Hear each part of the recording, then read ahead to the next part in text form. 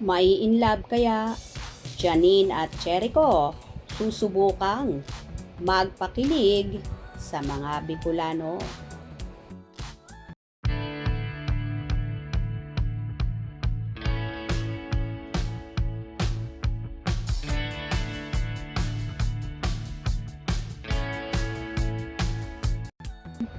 Ang daming nagre-request ng mga chika tungkol sa Econien, ha?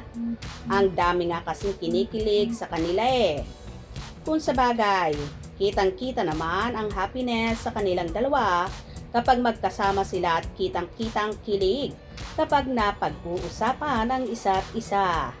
Aba, nung makita ko nga sila sa Gateway 2, Cubao, Quezon City, bago pumasok ng elevator, ramdam mong ang saya-saya nila. Na-inlove talaga sa isa't isa. Kaya ang swerte ng mga taga Bicol, particular na sa Naga.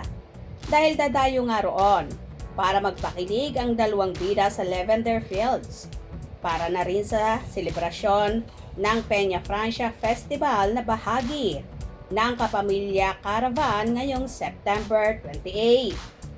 Sure ako, mapapaos sa mga boses at lalabas talaga ang mga litid sa leeg na mga Bicolano kapag nasa harap na nila ang Econien.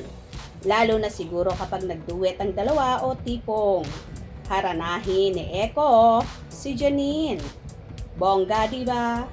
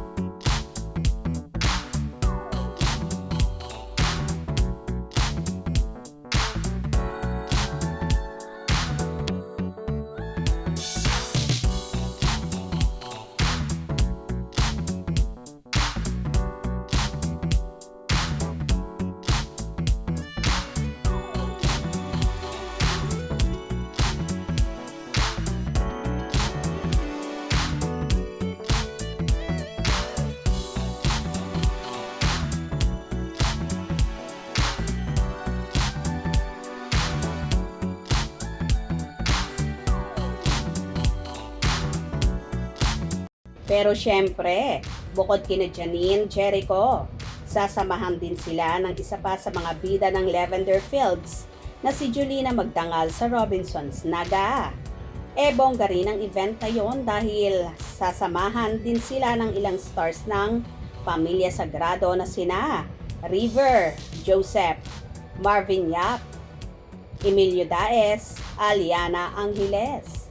Makikisaya rin ang Star Magic artist na sina Jello Marquez at Alexa Ilacad.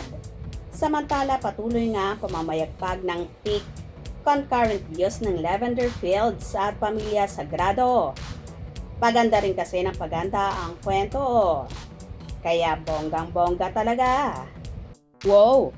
So excited na nga ang lahat sa magaganap na pagpapakilig ng Econien sa mga kababayan natin sa Bicol na paniguradong may in love at kikiligin sa dalawa.